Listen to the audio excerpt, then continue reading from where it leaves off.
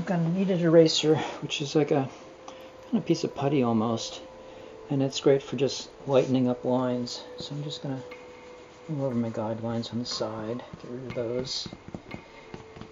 And it takes the drawing down quite a bit without smearing it, so they're fun to play with too. So they're called kneaded erasers, K-N-E-A-D-E-D. So I'm bringing all this down, and so because I don't want this much pencil work to be showing through my watercolor, because I'm going to be using like a light wash.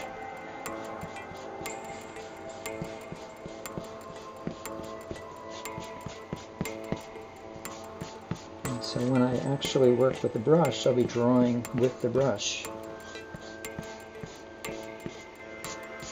Okay, some of those lines are still pretty dark, but I think I can work with those. Okay. Now it looks like we're ready to throw on some wash. I brought down the exposure a little so you can see the drawing a little bit better.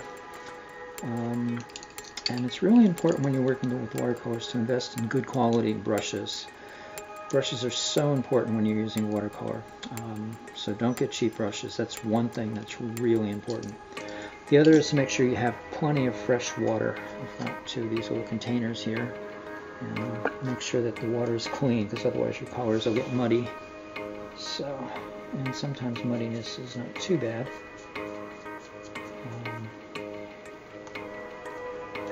You don't want your colors too hot, depending on, of course, what kind of what you're looking for, what kind of style. I want to get a nice light pink for Iggy, and I think I'm going to need to clear that off. Otherwise, I'm not going to be able to get a nice, it's a little too muddy.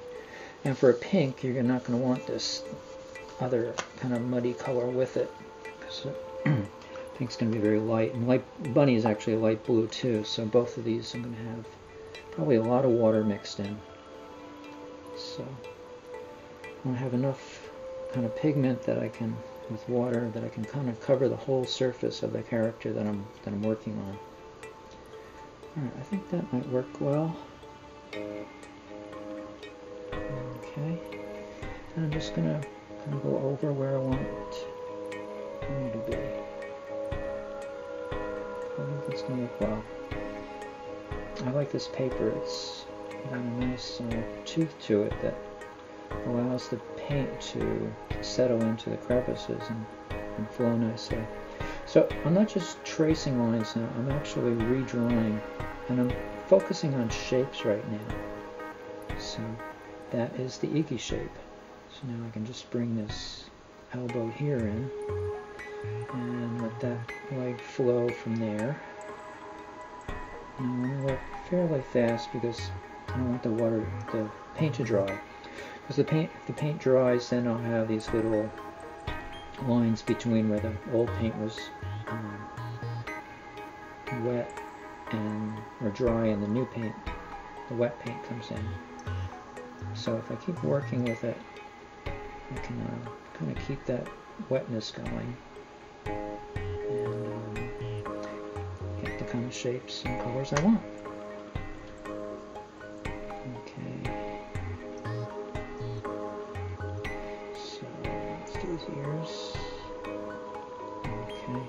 See, here's I'm getting that problem, and there are ways to deal with that.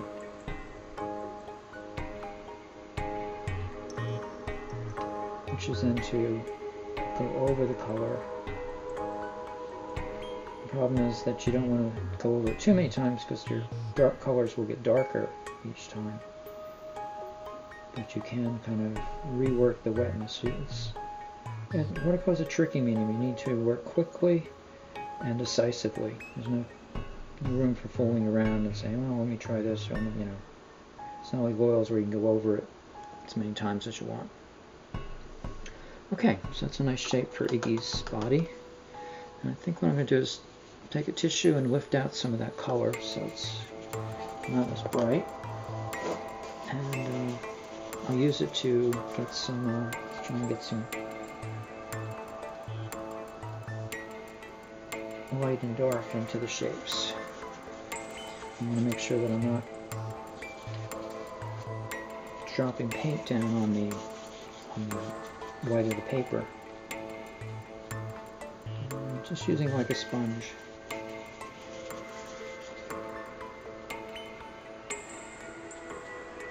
There we go. Alright. So now let Iggy dry there. And the colors that I know I want to use, I should have probably done a color guide for, but I know that I want Iggy and Bunny to be his light blue and Iggy to be the kind of pink. So I'm just going to start with them. And in this case I want to have these eyes really bugging out.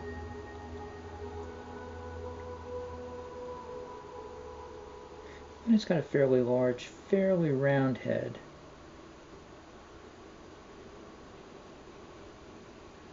And again, like I talked about with the ears, keeping within that there. Yeah, I like the way that turned out. Okay. I feel like I'm doing one of those cooking shows. And now we'll put it in the oven for 35 minutes. And alright, now I'm starting to get a little of that spontaneity that watercolor is wonderful for. Bunny's feet.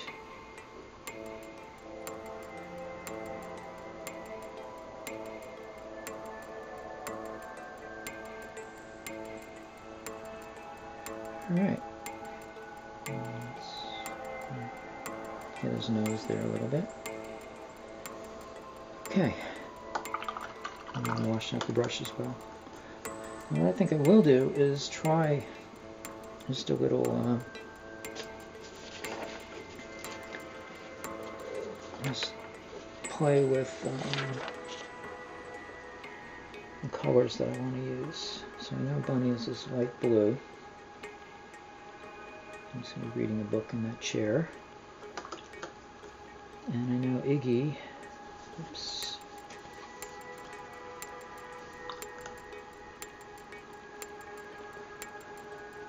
is this red shape here.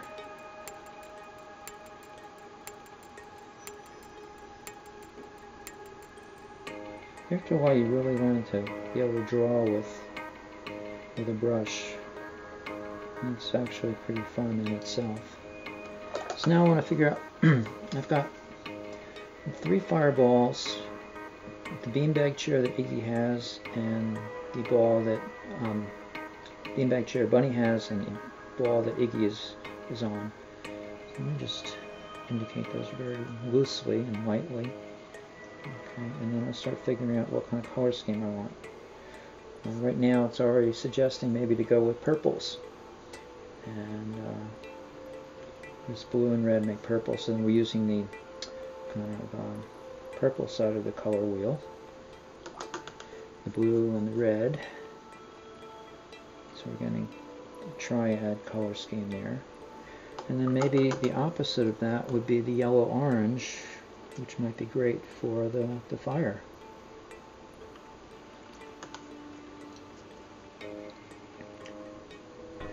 Okay, that looks like a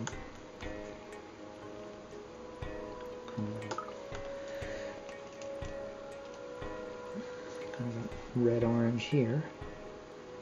So I'll take some of that and some of the yellow. Alright, nice orange and the yellow.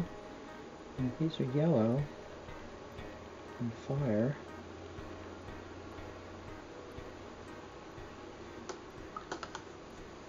and let's bring Iggy's ball into a nice